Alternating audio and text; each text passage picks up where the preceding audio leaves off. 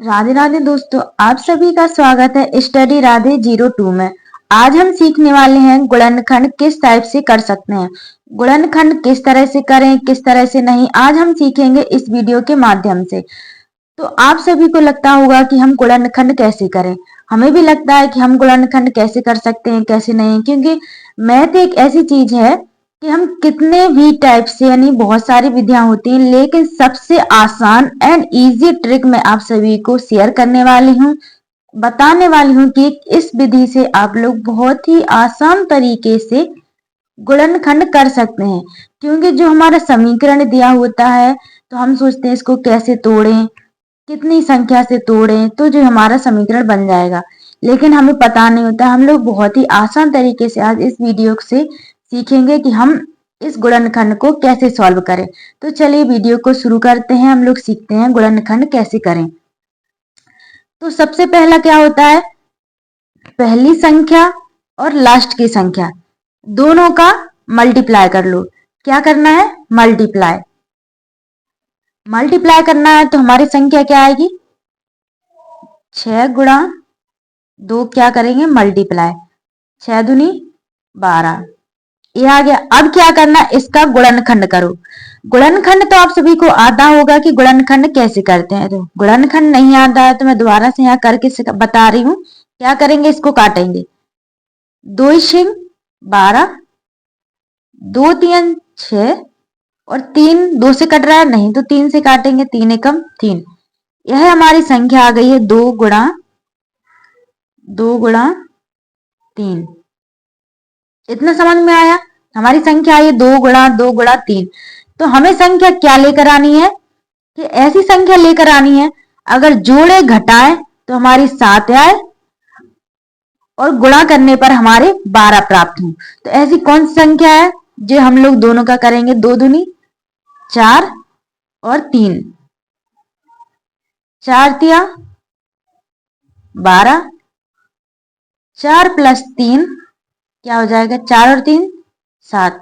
तो हमारी संख्या पहली ही बार में प्राप्त हो चुकी है। अगर आपको नहीं होती है तो आप लोग इन दोनों का इधर से कर सकते हैं, इधर से कोई सी भी, जब तक कि हमारा ये नहीं आए कि 4 गुणा 3 12, हमारे 12 प्राप्त होना चाहिए। अगर हम उसी संख्या का जोड़ें, उसी संख्या में घटाएं तो हमें आने चाहिए 7 प्राप्त। अगर उसी संख्या को हम गुणा करें तो वह संख्या हमें 12 प्राप्त होना चाहिए। हमारी प्राप्त हो गई है। अगर हमने गुणा किया 4 तिया 12 तो 12 प्राप्त हुई है। उसका जोड़ा या घटाते तो क्या करना है, हमें वही संख्या प्राप्त होनी चाहिए, यानी कि ए वाली संख्या। इतना सभी को समझ में आया। अब इसके वीडियो से हम आगे बढ़ते हैं। इतना करने के बाद हम क्या करना है, इतना करने के बाद हम करेंगे, हमारी जो संख्या है उसको ऐसे लिखेंगे 2x स्क्वायर। क्या करना है, फिर करेंगे प्लस 4x प्लस, यहाँ आ जाएंगे हमारे 3x प्लस 6। इतना आ गया। इतना करने के बाद अब क्या करना है, इसको तोड़िए, इस वाली संख्या को, 4 और 3 7, 4 तिया 12, यहाँ आ जाएंगे हमारे 12। अब क्या करना है, इस सारी संख्या को हम लोग अलग अलग करते हैं। क्या करना है, 2 गुणा x कितनी बार लिखेंगे, 2 बार, x गुणा x, फिर क्या है प्लस 4 के गुणनखंड करें कितने आएंगे, 2 गुणा 2, 2 दूनी 4, x कितनी बार है, 1 बार, x आ गया। फिर क्या लगा है हमारा, प्लस, प्लस लगा लिया। फिर क्या है हमारे 3, 3 का गुणनखंड 3 ही होता है, 3 गुणा x प्लस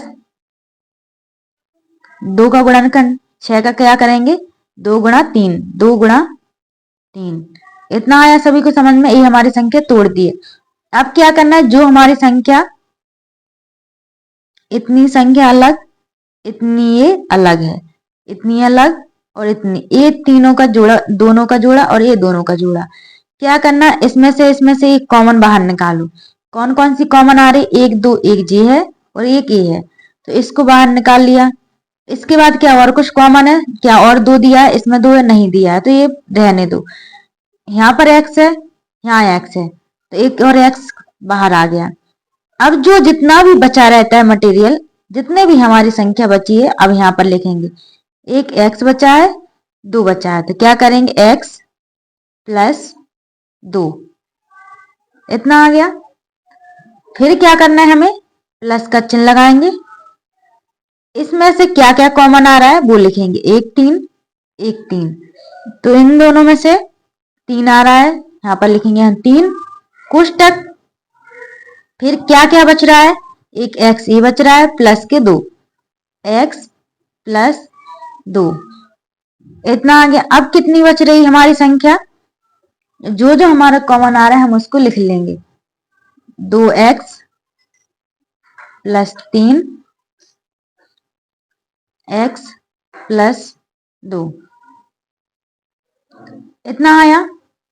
इतना करने के बाद हमें क्या करना है, आप लोग इस संख्या का हमारा जो आंसर था वो यही होता है। आप चाहो तो यह करके यहाँ पर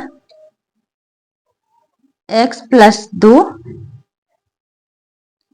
2x प्लस 3, इन दोनों संख्या में आप चाहो तो यहाँ पर भी लिख सकते हैं और आप चाहो तो इस साइड, दोनों साइड हम इतने इतने किसी भी साइड लिख सकते हैं। जरूरी नहीं है कि अगर हमारा ए है तो हम यहीं लिखें, ये वाला है तो यहीं लिखें, नहीं, आप लोग चाहो तो दोनों साइड ऐसे लिख सकते हैं आराम से।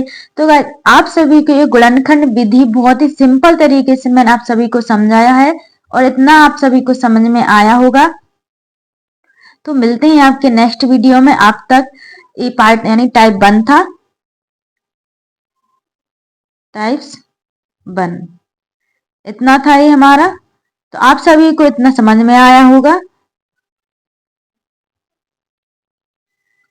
अब मिलते हैं नेक्स्ट वीडियो में। आप लोगों को इसी टाइप्स की मैं सेकंड वीडियोस लेकर आऊंगी, उसमें थोड़ा और डिटेल से मैं और अच्छे से समझाऊंगी, एक एक अक्षर समझाऊंगी। मिलते हैं आपके नेक्स्ट वीडियो में।